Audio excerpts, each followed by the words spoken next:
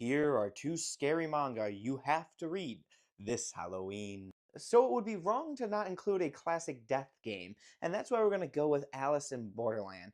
Ryohei is your typical main protagonist in this story, and this is a typical death game with the main character all of a sudden one day just being pulled into seemingly another world. It seems like Tokyo's all desolate and empty, only for him to find out that he needs to participate in games, and if he doesn't, there's a giant laser beam in the sky that's going to come.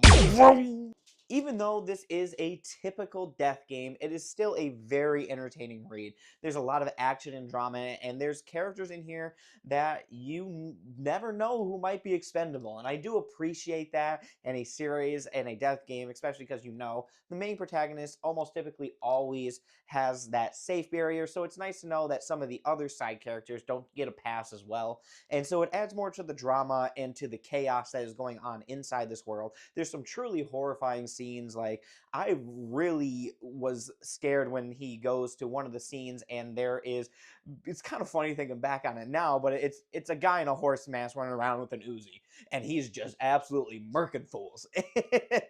It's pretty terrifying though, and it will keep you engaged. It's got great art, great pacing, great storyline, and I truly do love this series for your Halloween season. Some of my favorite horror manga aren't just about jump scares and the horrific stuff like Junji Ito. Now, he does have some great stuff, but some of my best and favorite series are things that are super atmospheric. They build. There's just an eeriness around it as you read the whole time. And that is The Girl from the Other Side.